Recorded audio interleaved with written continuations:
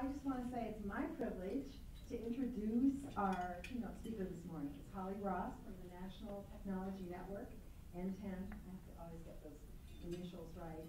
And I think we mentioned a year ago, several of us from our team went to the NTEN conference in San Francisco. And Roger and JC had discovered the conference.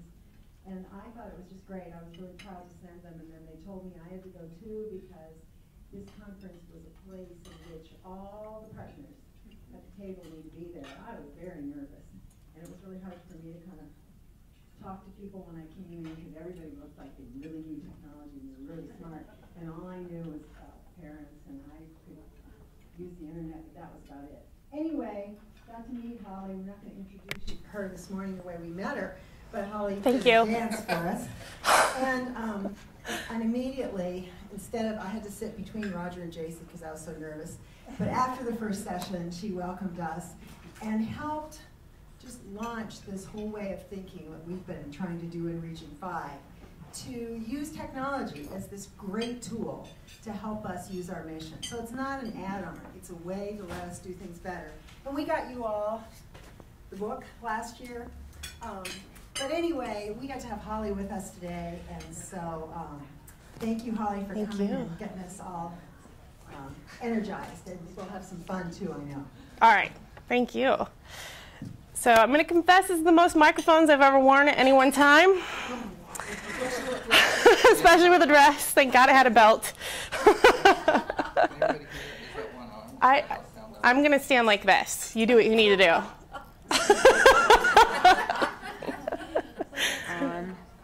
On. Okay, you're set. All right. Is it picking up now? Okay, good. Thanks, Bronwyn. All right. Brilliant. All right, well, let me start with a little question this morning. And I want to say thank you for having me. I'm really excited to be here because I spend all day long thinking about bits and bytes and websites and servers and blah, blah, blah, and blah, blah, blah. But why I really do it is because I love the work that this sector does, and I'm so inspired by the stories. And how you guys are out there every single day making a difference. That is so precious to me. So to get the chance to be in a room full of people doing that, you guys are my heroes. And so it's great to be in a room with you. So I'm really excited to be here. And I wanted to start with the question, how many of you guys just love what you do? It is a passion. It is your driving force. It is why you wake up in the morning. Exactly. Now keep your hand in the air if you feel the same way about mobile phones or servers. Just you. Okay, good. A few of my people, right?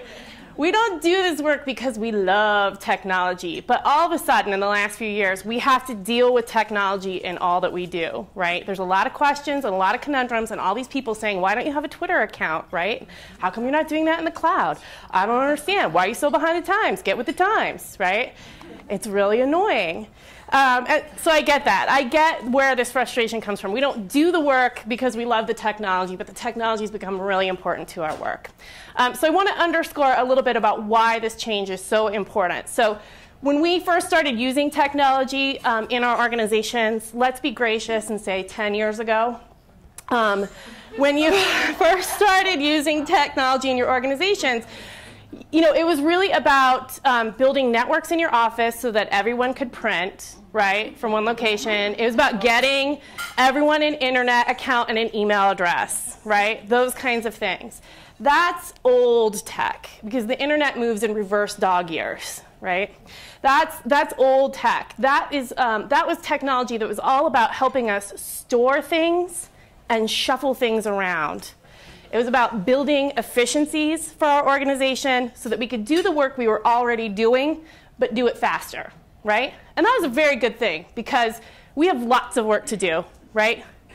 You're nowhere near actually meeting your mission, right? We have lots of work to do. So efficiency really matters. And at that time in old tech, IT lived in the IT department, if you were so lucky, or that harried administrative person who was always pulling her hair out, right? But it was a specific function that lived separate from the rest of your work. Your program people, all they knew is if the email broke, you call that person, right? If you were lucky. You could call someone. Technology now is different. It isn't this thing that lives in a silo that you call someone when it's broke. We still have some of that stuff, but it's much more than the emails and servers part now. It's not just storing stuff and moving it around and being efficient. Technology is allowing us to think about how we meet our missions in brand new ways. It's transforming how we do our work. It's not making how we do our work faster. It's taking us into completely new directions in terms of how we do our work. And that is something that I may be a nerd, but I'm really excited about, and I feel incredibly passionate about. So that's what I want to talk about today. So I want to give you 3 principles for thinking about technology in your organizations. The first principle is mission first. I think that when you're managing technology, we all start to worry about, but we don't know what any of these words mean. We don't know the acronyms. I want to go back to you and say the only question you need to ask yourselves when you're managing technology for your organizations is this going to help me better meet my mission? So mission first. Let me show you what I mean. Technology is not a paperclip. How many people in the room can use a paperclip? That's right. We all know how a paperclip works. Paperclip is a paperclip is a paperclip. It is something that we all have in our office, right? You all have paperclips in your office. Some of us have fancy ones, right? Colored with designs. Squigglies, binder clips are my favorite. But we all know how to use a paperclip, and we all have them. And they're important, right? We need to clip things together. So in that sense, they help us meet our mission. But really what paperclips are is they're just a commodity, right? They're something that's everywhere, that it's a baseline technology that we need to use. And at one point, the paperclip was, in fact, groundbreaking technology. Now, they're so ubiquitous, you still can't really see this, poor little guy. They're so ubiquitous, we have to invent new things to do with paperclips, right? But technology is not a paperclip, all right? There is some parts of your technology, there are some commodity services in your technology needs. All of that stuff that's about storage and moving things around, the email and data transfer kind of stuff, that is actually a commodity now. In your office, but it's not the technology you should be worrying about. What you should focus on is the technology that can help you meet your mission. So it's the laptop that goes out in the field. Let me give you a great case study. One of the sets of organizations that I love to talk to every year are legal services organizations. So they're the state-based orgs that go out into the field and they work with underserved communities, making sure that they understand their legal rights and helping to represent them in everyday, really mundane things, right? Like it's actually really expensive to get a divorce. So they help people get a divorce or avoid eviction, right? Or file their taxes properly and get their earned income tax credit, right? So this is the kind of work that they do. And they work with populations that aren't exactly known for staying in one place for a long time, right? So especially in states that are largely rural, like Michigan, the lawyers may work in a metropolitan center, but they've got to go out into the field and work with clients who are doing agricultural work 4 hours from the office. So they have to drive out these 4 hours to meet with their clients. They do the meeting, they get all the information they can about what's going on, and then they drive 4 hours back to the office so that they can get on the internet and do their LexisNexis search, do their research, put their case together, get the documents in order, and then drive 4 hours back out into rural Michigan to try to meet with their client again, who by the time they do all of that may not even be there anymore, right? So what the organization decided to do was a very simple thing. They bought mobile broadband modems for laptops so that they could use cell coverage, right, to get internet access out in the field.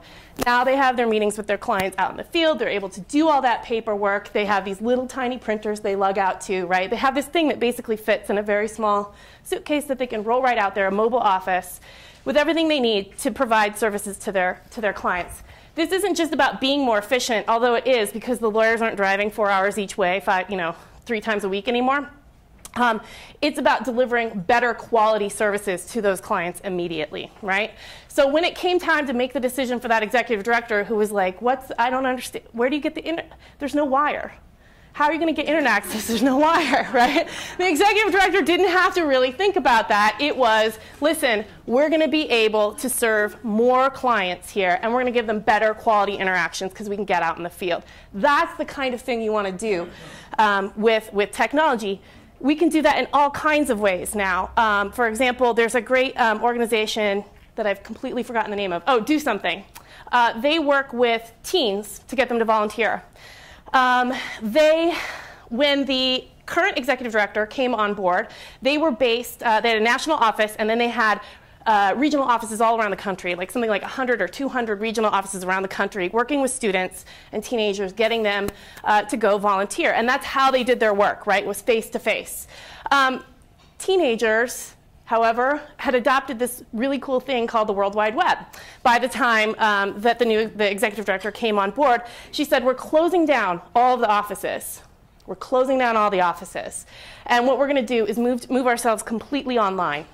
So we're going to work at a model where people access us online to get those volunteer opportunities.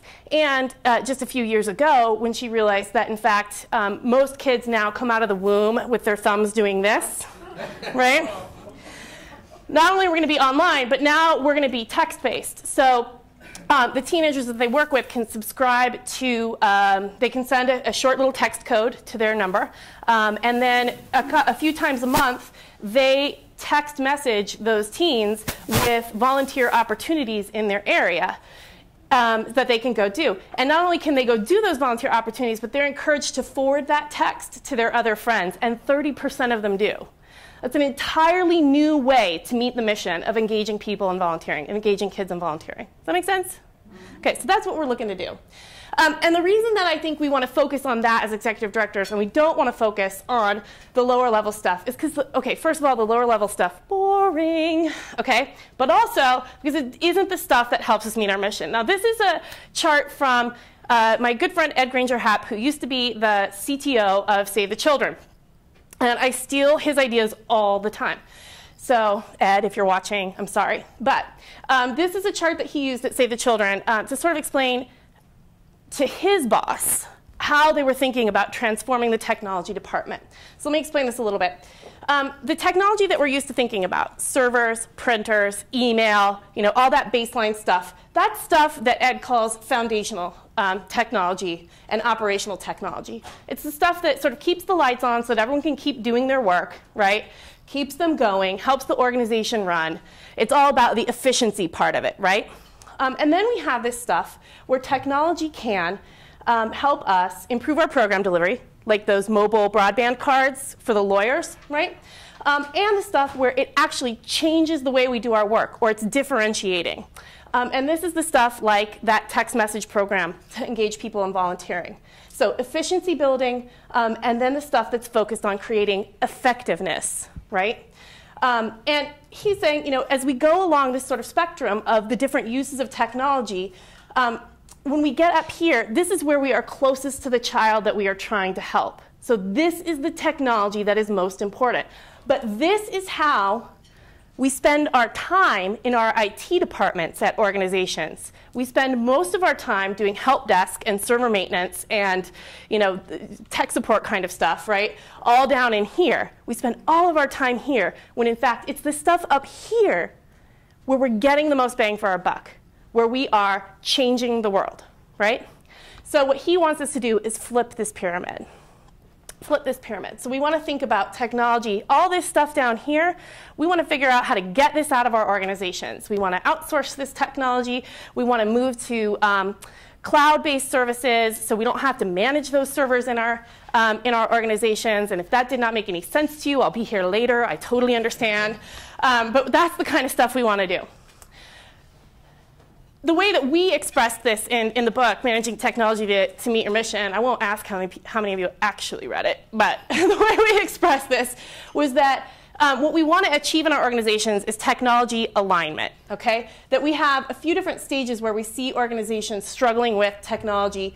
But as we move along and we get better at technology, as we get closer to the top of that pyramid, we are creating more service to our mission. So this is how we sort of think about it. Some different stages. If we ask an organization, how closely is technology tied to your mission? In the chaotic stage, people are going to feel like there may be some information systems. We may have some computers out there, but all we do on them is like word processing and sending emails, just routine stuff. Most of the time it's broken. Anyone feel like they're at that chaotic stage? All right, reactive. We've got some stuff. Someone put it in place. We hired a consultant. They built a system. And when it starts to catch on fire, we hire someone to come fix it, right? Reactive. Proactive is where we've got those systems in place, but, and we've got someone who's sort of managing them. We're putting out fires. We're starting to think about what can we do to push the envelope. How can we use our website more to help the parents that we're serving? How can we use these new technologies of text messaging or social media to engage the kids that we work with, right? You're starting to think about that stuff, but you're still spending most of your time putting out those fires, right? And it moves along to the value stage where really you've got all that sort of baseline stuff squared away. You don't worry about that. You have someone you are thinking about technology in every aspect of your work. When you have those strategic planning meetings about what are we going to do next year? What are the goals we're going to meet? How many families are we going to serve?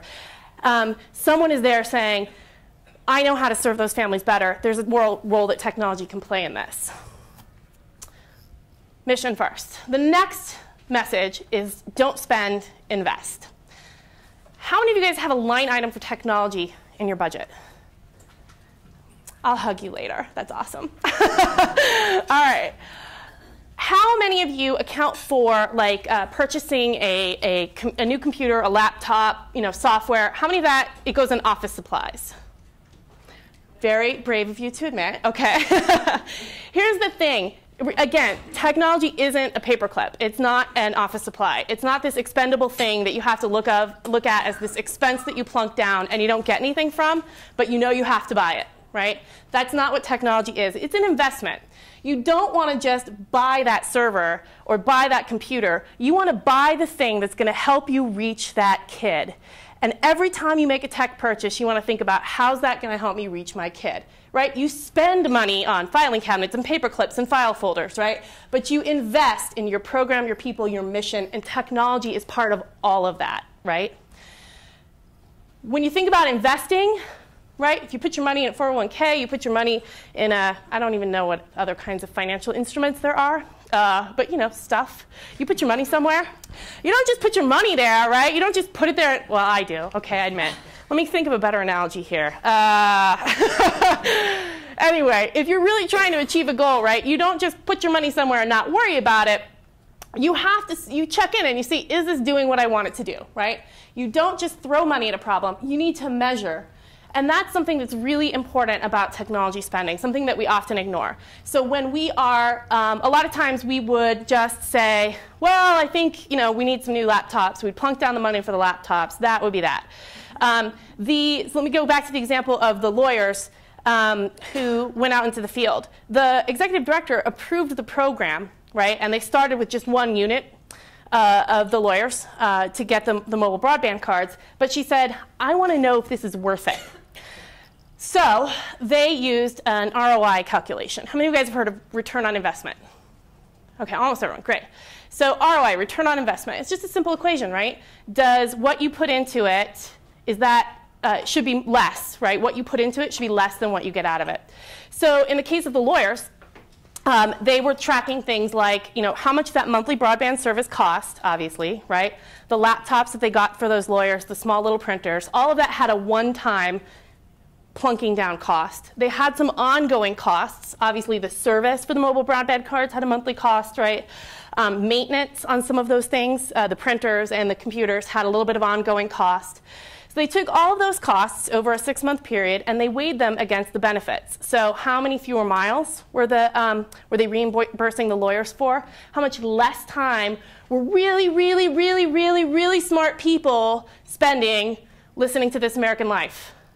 Right? How much less time were they doing that? And how many more clients were they serving? Right? So they took all those things into account to, over a 6-month period, be able to come back to their director and say, listen, this is what we spent.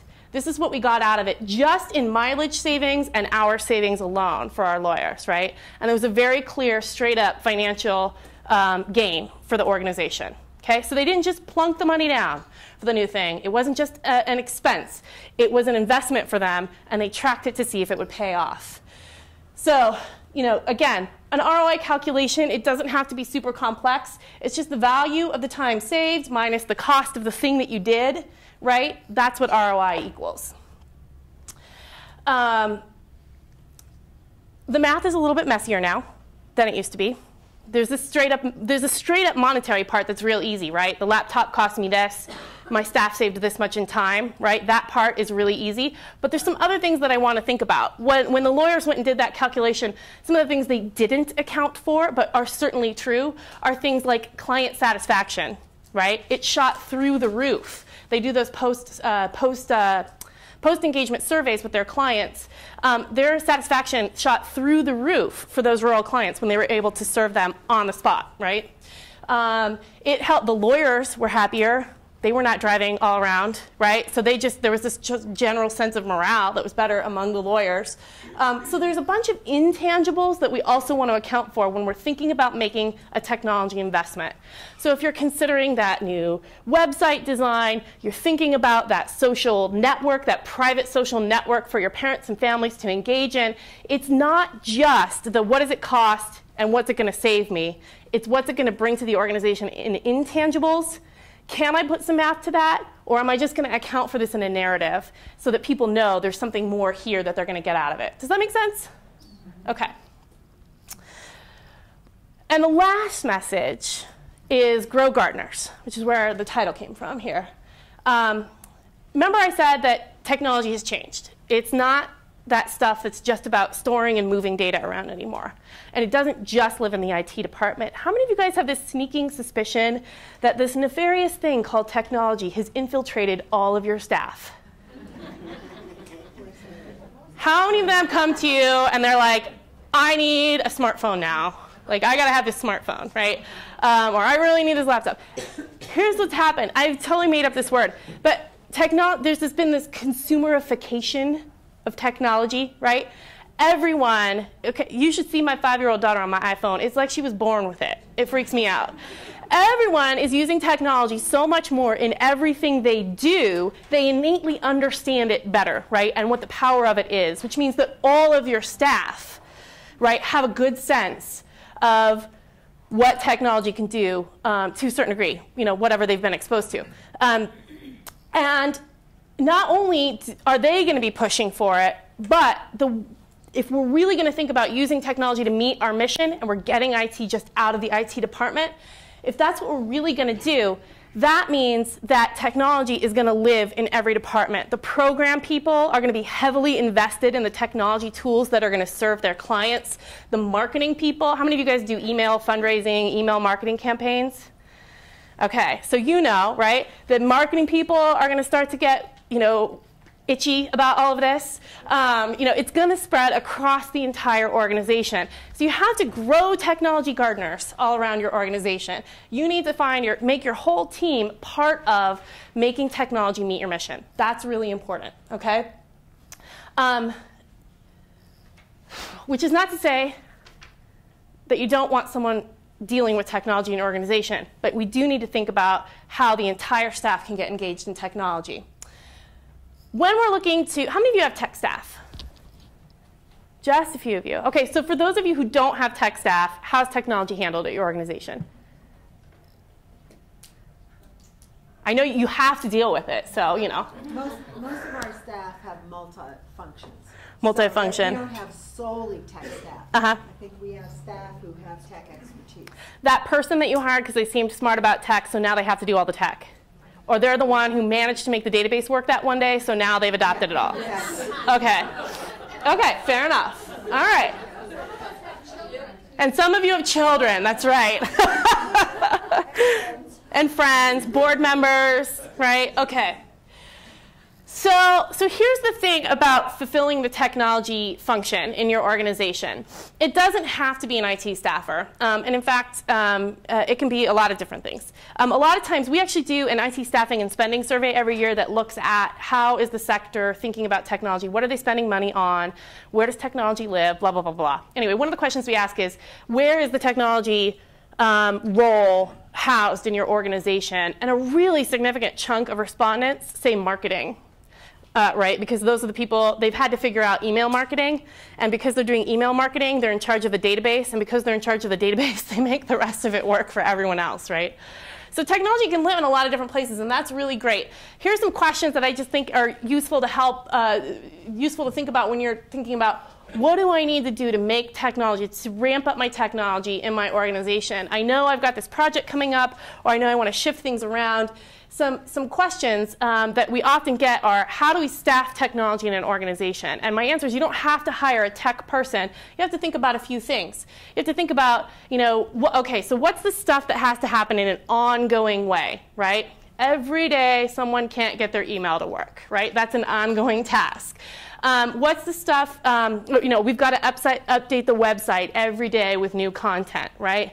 On a weekly basis, we're sending out our newsletter. What are the ongoing tasks that you need to fulfill? What's the stuff that's cyclical or might happen every once in a while, right? Server updates, software upgrades, that sort of thing. How are you going to train and support your staff around the technology you're implementing? And I think one really important question, does the tech you're about to use even live in a tech department? Because you might not be looking for a technology person, you might be looking for a marketing person who has great tech skills, right? So you want to ask yourself some questions about how to staff this up, and that's going to help you figure out what to do. If it's an ongoing need, if it's something that happens every day or every week, that implies that you might want to have someone in your organization who can fill that role, right? That's a staff person. If it's cyclical or it happens every once in a while, that's something where you find that consultant you can keep on retainer. You know what I mean? And again, the person who's there, if you're going to find someone in-house, it doesn't have to be a tech person per se. It just has to be someone with those skills. Yes? You talked about this in the context of the learning curve and the human resistance to learning one more piece of technology. Segue. My other thing about technology, hiring people to help you with technology, whether it's a consultant or you do hire a technology person in-house, or you hire that really smart 24-year-old, right, who comes in and is like, we're going to get a new database, right, and, we're going to revolutionize this place, right? They come in with a lot of vim and vigor and fire and belly fire and all that. But the person has to have good skills, but what I want to emphasize is that the cultural fit is the most important part when you're thinking about hiring someone with tech skills in any capacity for your organization, okay? They can be the smartest technology people on the planet, but if they can't sit shoulder to shoulder with a staff person and not make them feel dumb, right? Make them feel safe. Answer their problems in plain old English, right? If they can't do those things, then they are no good for you. They also have to, so they have to be able to do those things, but they also have to fit the culture of your organization, right? So if you guys are sort of a little more laid back, you don't want the frenetic, over-caffeinated techie coming in, right? So you have to think about, do they fit the culture of my organization as well? And those are really fair questions to ask, and they're totally fine questions to ask when you're hiring someone. Because technology is scary, right? It's a little bit scary. Even sometimes I'm like, whoa. What are we doing here? And when am I just going to get the chip implanted in my neck? That's what it feels like it's coming to. Technology is a little scary and it's a little overwhelming. And when people are scared, they have bad feelings.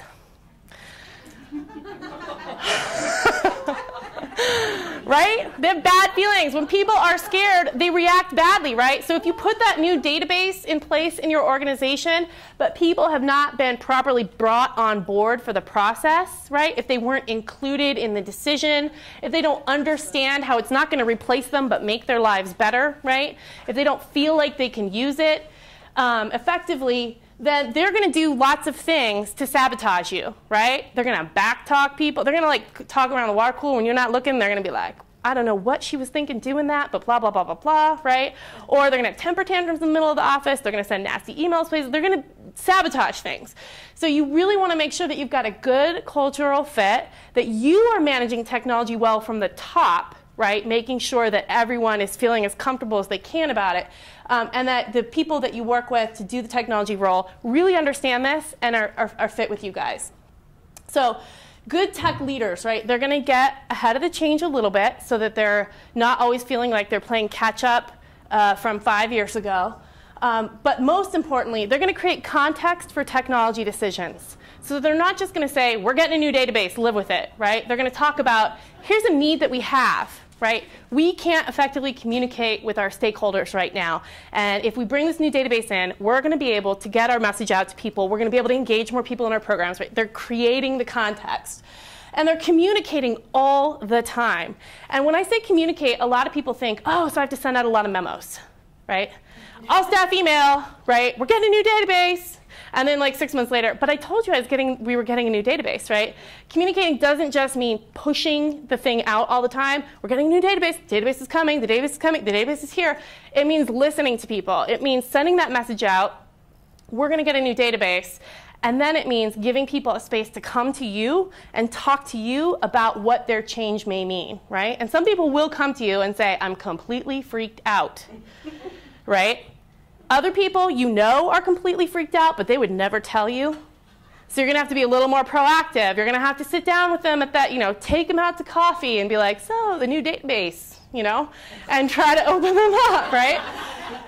It means listening to people and giving them a chance to share where they are with what's going on. This is really huge. So I thought it was really appropriate that your tech person has a psychology degree. I can't stress enough. I used to do tech consulting. And I always said, it's 90% psychology, 10% technology. That's what it is. And you have to involve and empower your staff. So you don't just say, we're getting a new database. You say, we need a new database. Who wants to be on the committee to help select it, right? And you have to give people power over the process so that they can say things like, they can do things like, write up that list of stuff that the database that you have now doesn't do or that drives them crazy about the database. And here are things we'd want a new database to do, right? Your end users know what you need in that database, so empower them to tell you. And good tech leaders are going to mitigate anxiety by doing these things. So that's, I think, is really important.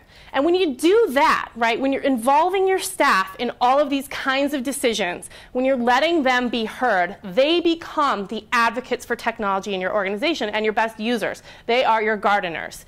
So they're going to go out there and pick all those nasty weeds right out of your garden. Every time someone starts to snuffle, they'll be there to quash it with their overwhelming excitement and positivity, right? So grow gardeners. Does that make sense? I'm serious. I've seen it where development associates have literally hugged their computers at the end of a good database project. It happens.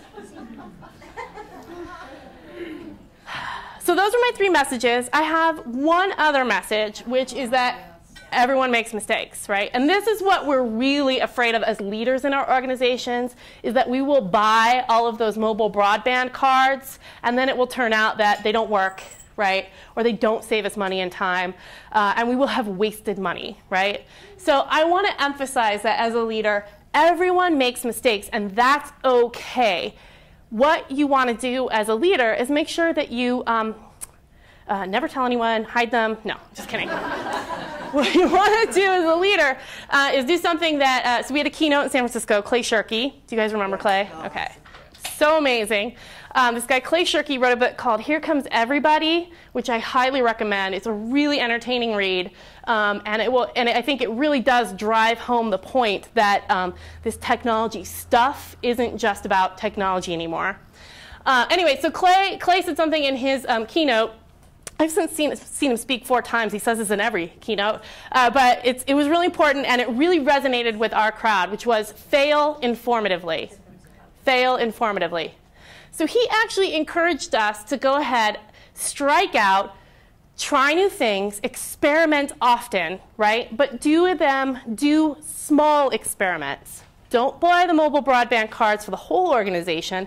Buy them for the one little unit and test them out first. And then if it doesn't work, if the test does not work, whenever you are deploying this stuff, have real quantitative, trackable goals. Has anyone heard of SMART goals? Okay, ooh, no one ever says yes. You are my people. Okay, so you want to use SMART goals. You want to set real SMART goals for these technology deployments, right? No matter what they are, so that as you experiment, at the end of the experiment, you can go back and do that measurement. Did we get what we were looking for, right? And if we didn't, why not? And can I iterate on this experiment and make it better next time? Or is it something I just completely scrapped? Does not work, right? So fail informatively. That's my last message. I do want to show you one other thing. Let's see here.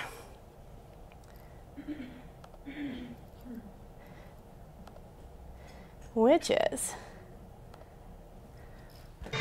If you've learned a lot about leadership and making a movement, then let's watch a movement happen, start to finish, in under 3 minutes, and dissect some lessons.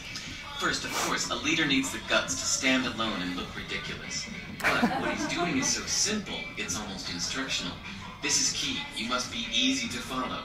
Now here comes the first follower with a crucial role. He publicly shows everyone else how to follow. Notice how the leader embraces him as an equal. So it's not about the leader anymore, it's about them.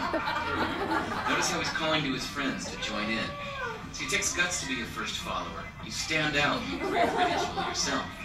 Being a first follower is an underappreciated form of leadership. The first follower transforms a lone nut into a leader. If the leader is the flint, the first follower is the spark that really makes the fire. Now here's the second follower. This is a turning point. It's proof the first has done well. Now it's not a lone nut, and it's not two nuts. 3 is a crowd, and a crowd is news. A movement must be public. Make sure outsiders see more than just the leader. Everyone needs to see the followers, because new followers emulate followers, not new. Now here come 2 more people, then 3 more immediately. Now we've got momentum. This is the tipping point, and now we have a movement. As more people jump in, it's no longer risky. If they were on the fence before, there's no reason not to join in now. They won't stand out, they won't be ridiculed, and they will be part of the in crowd if they hurry. And over the next minute, you'll see the rest who prefer to stay part of the crowd, because eventually they'd be ridiculed for not joining. And ladies and gentlemen, that is how a movement is made. So let's recap what we've learned. If you are a version of the shirtless dancing guy, all alone, remember the importance of nurturing your first few followers as equals, making everything clearly about the movement, not you. Be public, be easy to follow. But the biggest lesson here, did you catch it? Leadership is overglorified. Yes, it started with the shirtless guy, and he'll get all the credit, but you saw what really happened.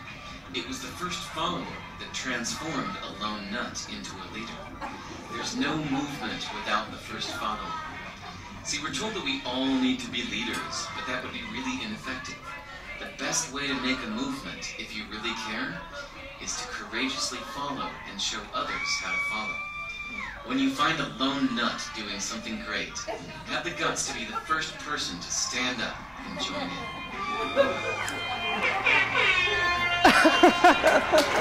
Yeah.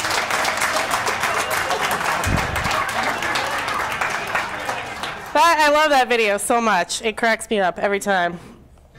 If you've learned about leadership and making a movement, then... Okay, so there's a couple things that I think are important for us to think about from that video. The first is, you are the leaders in your organizations, and you do want to take those leadership cues away, right? It is about growing those gardeners, about finding the first follower who can enable the next follower, right?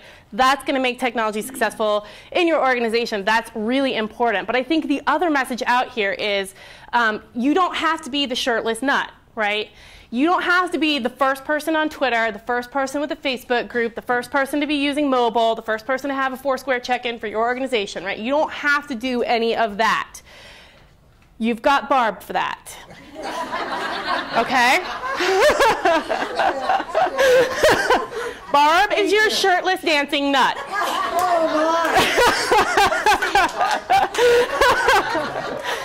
You don't have to do that. There are other people in the field who are doing that for you, and that's okay. Watch and learn, and when you're ready, when it seems right for your organization, you can be that second, third, fourth person in, and that's okay, right? You don't have to be first. I think that's really important. So, again, mission first. You don't have to worry about the zeros and ones or all the little doohickeys or know all the latest technology things. The questions that you need to ask to manage technology effectively in your organization is, bottom line, how's this going to help us meet our mission? And if they can't answer you, you can't do it, okay? Don't spend your money, invest it. And the important part there is investment implies tracking. You need to make sure that you're measuring what you put into this and what you get out. And then grow gardeners in your organizations. So I think we have a couple minutes for Q&A, but we also have a follow-on, yeah? Okay. Any questions? In the back. You forever changed my vision of Barb. I forever changed the vision of Barb. Yeah. Oh, thanks. Sorry. Well, you know. Other thoughts? Yeah. Could you talk a little bit, I think you called it the cloud. Cloud computing. Yeah. Okay, yeah. Our organization is looking at getting a server, but actually I'm thinking, is that a wise investment? Maybe, that's foundational. So can you talk a little bit about that? Yeah, okay, so how many of you guys have heard the term cloud computing? All right, and keep your hand in the air if you know what it means. All right, okay. So, all right, so the way that we used to do, okay, so we all need software in our organizations, right, to make it run. We all use Microsoft Word, right? We have that database program. How many of you guys are Outlook users? Almost everyone? Okay, yeah.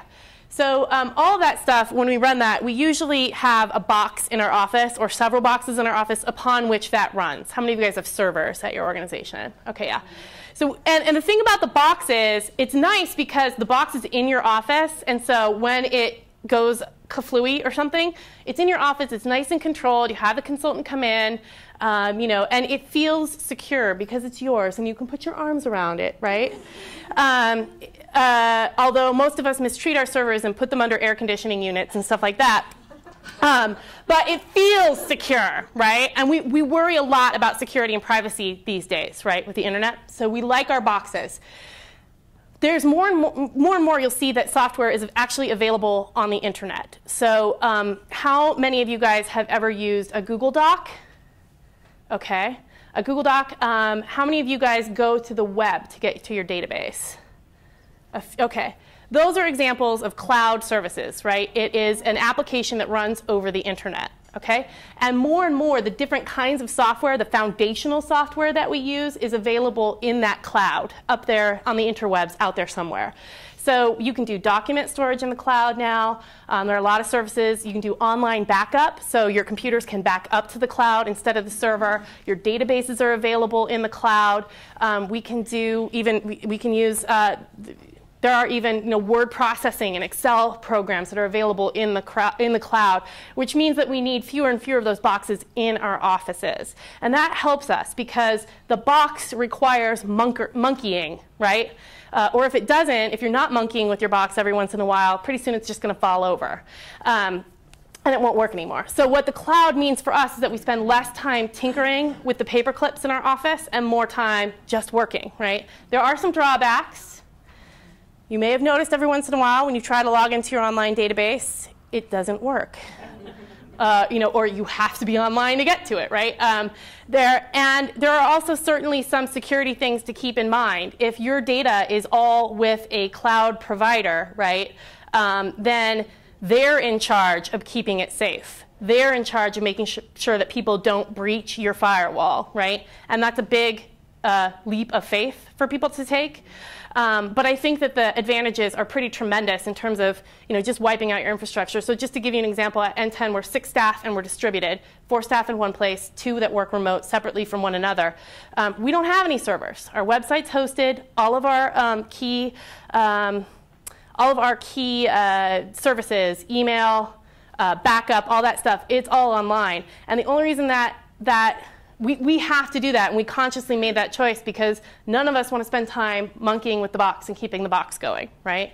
It means that our staff can access the database whether they work in our office or they don't, right? Or because I travel all the time, I can always get to the things that I need. I don't have to do the weird VPN login thing to that server and stuff. So that's some of the advantages, but also some of the concerns. Does that make sense? So it would depend on what you're getting that server for, but it's certainly a question to ask. Is there a cloud equivalent for what we need this server for? And should we be thinking about that? Are you saying like all servers are bad? No, I'm not saying all servers are bad. I certainly think, particularly for the kind of work that you guys do, it's something to think about because you work with families who have sensitive information, right? So you have to really take their privacy very seriously. So I am not saying all servers are bad, but I'm saying where you can afford to make the choice to not have to have the box, I think it's a worthwhile thing to do. So who do you go to help make those determinations? What is that expertise that says, you would really be better served by utilizing a cloud service rather than buying a server? So so who do you turn to for help in making that decision that a cloud service would make sense over the server-based version here. Yeah, you're going to have to find a good technology consultant who can help you make those choices. There are a couple of, there is an organization called NPower. You guys know NPower? They're around the country. They're not everywhere, but they actually provide a lot of IT infrastructure support for organizations. They can help make those determinations. They also do some of the hosting of some of those services for organizations, and they're also a nonprofit. But if you find a good local consultant that you can trust, you know, that's what you need to do. But do a little research. TA can help too. We wouldn't know the answers, but we have our TA person with his fun cap on. And I think that one of the things we could do, and Roger has helped us immeasurably, is get the right questions to ask. Yeah. So when we talk to people, whether locally or virtually, we can get data that really helps us make a decision. Yeah, and you don't have to know the little ins and outs of like, I know what the equivalent is. You just need to say, here's the business problem I face, right? That's what you want to say. Here's the business problem I face, and you can talk about business problems, right? Here's the business problem I face. What are my technology options, right? That's how you want to frame it with people. We've had a server for 7 years that just crashed less than a month ago. And so we thought it had been backed up for all of these years, but the IT person that no longer works for us had backed all of that up. So, yeah, so it's pretty ugly. But, we recovered it, had a, oh my God, here's a fire, send the tech person in, new tech person. And we've been doing some cloud computing for quite some time, figuring it all out. We just said servers are very, very expensive, and when they go down, you have to have someone that knows about a server to come fix it. And in a small community like ours, that's kind of hard. They have to come from Billings or Denver, not anywhere in Wyoming. So you know, if you want any questions about it, I can tell you what not to do. I can always say what.